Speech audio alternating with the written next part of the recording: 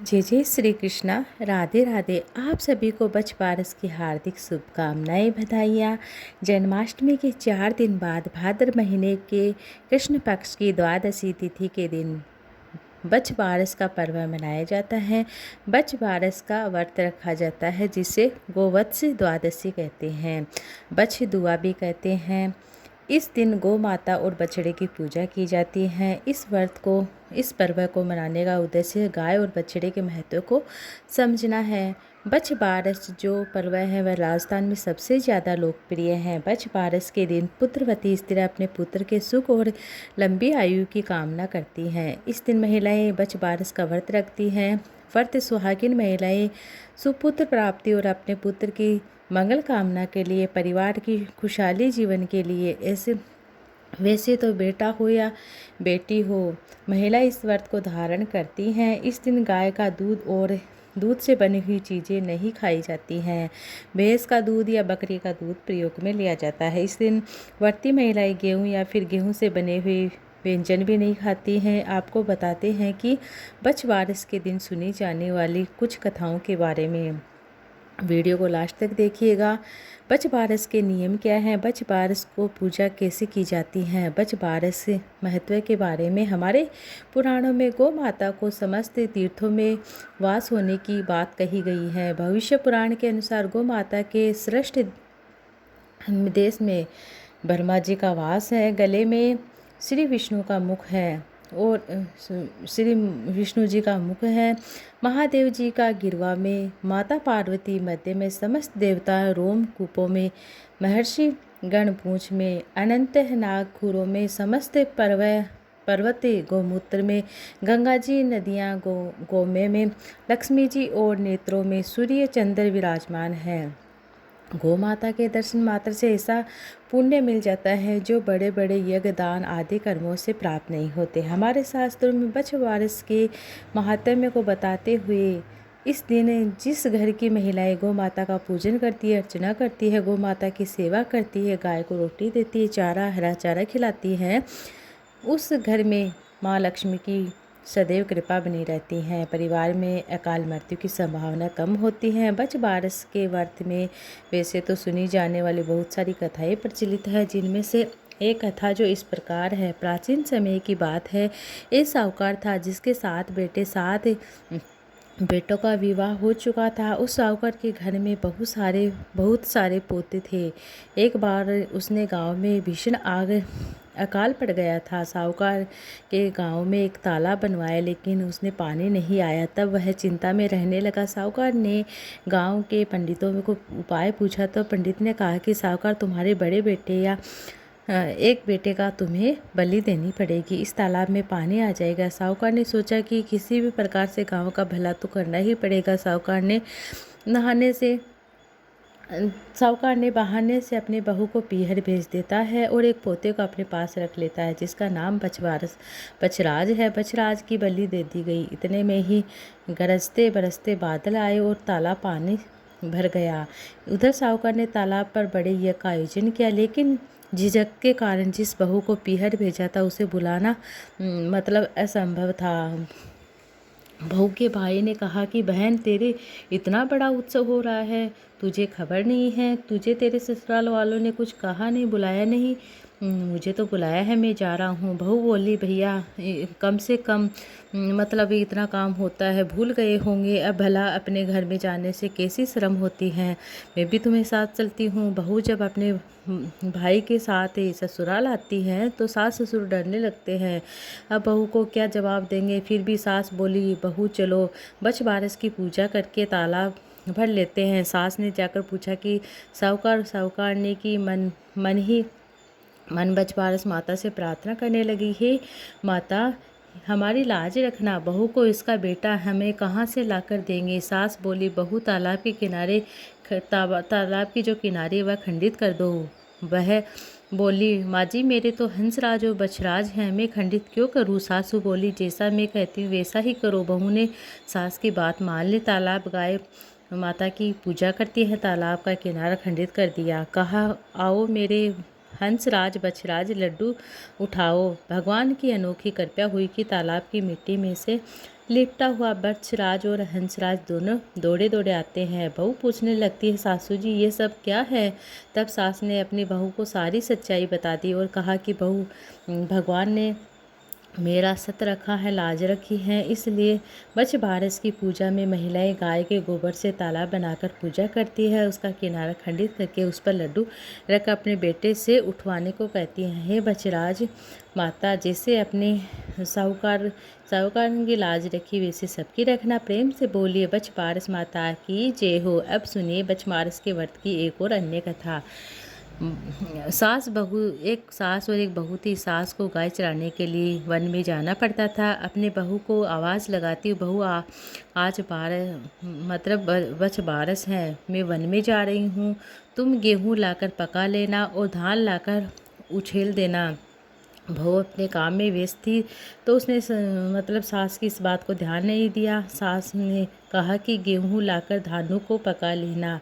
दरअसल गेहूँ और धानों उनके बछड़ों का नाम था। बहू को कुछ गलत सा लगा, लेकिन फिर भी उसने अपनी सास का कहना माना। बछड़े को काट कर पकड़ाने के लिए चढ़ा दिया। सास ने लौटने पर, बहू आज बछबारस से पूजा करते हैं, बछड़े को छोड़ो, पहले गाय की पूजा करते हैं। अब तो बहू डरने लगी, मन ही मन भगवान से प्रार्थना करी, हे भगवान आज मेरी लाज रखना है। विनती सुनकर बछ बारस माता ने उनके भोलेपन की दया रख दी। हांडी में जो जो पक रहे थे वह जीवित होकर बाहर निकल आते हैं। बाछे सास पूछती है कि बहू ये सब क्या घटना है, कहाँ भगवान मेरा सत रखा है, बछड़े को फिर से जीवित कर दिया। इसलिए बछ बारस के दिन गेहूँ या गेहूँ से बनी हुई चीज़ें का सेवन नहीं किया जाता है। कटी हुई चीज़ें भी नहीं खाते हैं। गाय और बछड़े की पूजा करते हैं, जैसे खोटी की खरी, अधूरी की पूरी। बछ बारस माता जैसे अपने बहू की लाज रखी वैसे सबकी रखना। प्रेम से बोलिए बछ बारस माता की जय हो। एक और कथा है जो इस प्रकार है। भाद्रपद मास के द्वादशी तिथि को बछ बारस का व्रत किया जाता है। इंद्रलोक से अप्सराएं इंद्राणी गौ की पूजा करने के लिए पृथ्वी पर आती हैं। उन्होंने हरी हरी घास चरती हुई सफ़ेद गाय को देखा। प्रसन्न मन से गाय की पूजा करने लगी, परंतु गाय को पावन से लात और पूंछ से मारने लगी। तब इंद्राणी ने और अन्य अप्सराओं ने हाथ जोड़कर विनती की कि हे माँ, हमसे जो भी अप्सराएं अपराध हुआ है उसके लिए क्षमा करो। तब गाय माता ने प्रसन्न होकर उन्हें कहा कि मेरी अकेले की पूजा मत करो, मेरे साथ मेरे बछड़े की पूजा करो। तब इंद्राणी और अप्सराएं पीली मिट्टी से बछड़ा बनाती हैं और उन्हें बिठाकर अमृत के छींटे देती है और बछड़े के प्राण आ जाते हैं। अब वह बछड़ा गाय का दूध पीने लगता है। तब वर्षा होकर इंद्राणी और अप्सराओं ने गाय का पूजन किया। प्रसन्न होकर जब घर आई तो ग्वाले ने कहा, गौ माता तुम यह बछड़ा कहाँ से लेकर आई हो? मैंने तो कोई तेरे तो कोई पुत्र नहीं है। तब जब मुझे पुत्र होगी तब मैं तुम्हें घर के अंदर आने दूंगी। जब गाय माता ने कहा कि तुम अंदर आने को कहो तो सरो।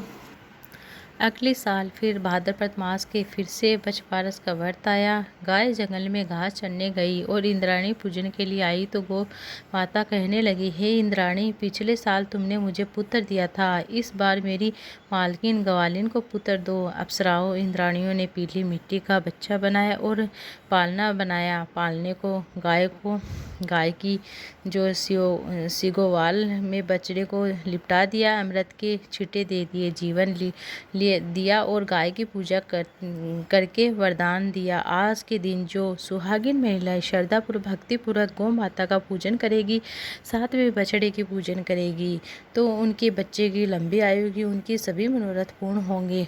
गाय और बच्चे को लेकर घर आ जाती है। ग्वालिन ने गाय की पूजा करके कहा, श्रद्धा भक्ति से सारी नगरी में कहला दिया कि सभी को भाद्रपद मास की जो गोवत्स द्वादशी होती है उस दिन अपने बच्चे की लंबी आयु के लिए व्रत करना, पूजन करना, सभी मनोकामनाएं पूर्ण होती हैं। गाय माता जिस प्रकार ग्वालिन को पुत्र दिया उसी प्रकार ग्वालिन को संतान दी, वैसी संतान सबको देना। जो कथा को सुने पढ़े हुकारा बड़े सबके मनोरथ पूर्ण करना।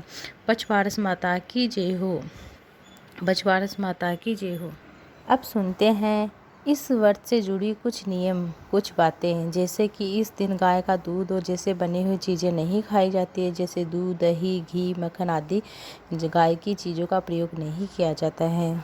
और भैंस से और बकरी से दूध से बनी हुई चीज़ों का प्रयोग किया जाता है। आज के दिन गेहूँ और गेहूँ से बने हुए पदार्थ, व्यंजनों का सेवन नहीं किया जाता है। भोजन में बेसन से बने हुए आहार, जिससे कढ़ी है, पकौड़ी हैं, भजिए हैं, फिर मक्के, बाजरे, ज्वार आदि की रोटी बनाकर खाया जाता है। भोजन में चाकू से कटी हुई चीज़ों का प्रयोग नहीं किया जाता है। इस दिन घरों में विशेष बाजरे की रोटी बनाई जाती है और सौंगरी का साग बनाया जाता है। अंकुरित अनाज की सब्जी बनाई जाती है। इस दिन अंकुरित अनाज जैसे चना है, मोठ, मूंग, मटर आदि का प्रयोग किया जाता है। बच बारस की पूजन सामग्री के लिए भैंस का दूध, दही प्रयोग में लिया जाता है। भीगा हुआ चना, बाजरी, मोठ, आटे की 4 पिंडियाँ लेते हैं। चने की दाल, कच्चा दूध, मेहंदी, रोली, मोली, चंदन, अक्षत, चावल, गुड़, सुपारी, दक्षिणा और ओढ़ना, ब्लाउज, फीस जो भी आपके पास है वह लेते हैं।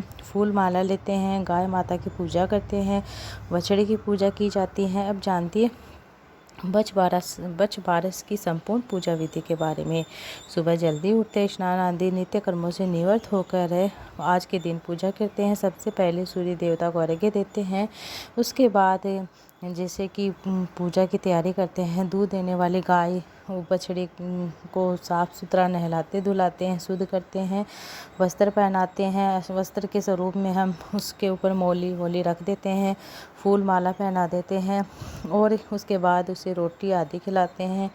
जो भी हमारे पास फ्रूट वगैरह या चारा है वह खिलाते हैं। फिर गौ माता गंगा ध्यान करते हुए गौ माता के पैर धोते हैं। गौ माता के पैर की धूल से खुद को चंदन लगाते हैं, बच्चे को लगाते हैं, तिलक लगाते हैं, संतान को तिलक लगाते हैं। फिर कुएं की पूजा करें। कुएं के प्रतीक के तौर पर घरों के बाहर जो गोबर से बना हुआ पाल होता है वह उसमें पानी भर के पूजन किया जाता है। अगर गोबर का मिल जाए तो बहुत अच्छी बात है। एक चौकी पर मिट्टी से पंचबारस बनाते हैं। उसके बीच में एक गोल मिट्टी की बावड़ी बनाते हैं। फिर उसको थोड़ा सा दूध, दही, पानी से भर देते हैं। फिर सभी सामग्री चढ़ा देते हैं। इसके बाद रोली मोली दक्षिणा चढ़ाते हैं। खुद को तिलक लगाते हैं। घर के सभी मतलब बच्चे होते हैं उनके हाथ से भी ये सब करवाते हैं। बच्चों को मतलब वहाँ बुलाते हैं, पूजा करवाते हैं।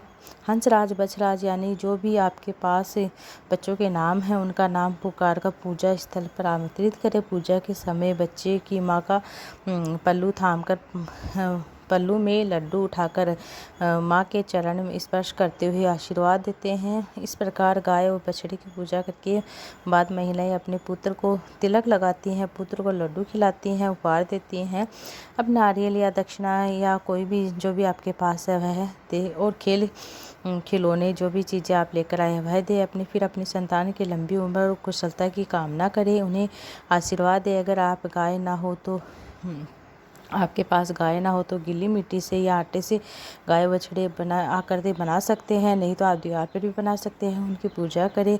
इसके बाद आप हाथ में मोठ और बाजरे के दाने लेकर बच बारस की कहानी सुने। इस व्रत में सुनी जाती हैं। आपको सुनना अवश्य चाहिए, चाहे आप व्रत करो या ना करो। बछड़े बुजुर्ग के पास मतलब आज के दिन आशीर्वाद लेने चाहिए बड़े बुजुर्ग के पास। अगर आपको जब बच बारस का व्रत उद्यापन करना है तो बच बारस का उद्यापन भी इसी प्रकार भोजन बनाया जाता है, उजमन किया जाता है। 12 स्त्रियाँ दो चांद मतलब सूरज और चांद की बनाते एक साठिया इन सबको यही भोजन कराती हैं।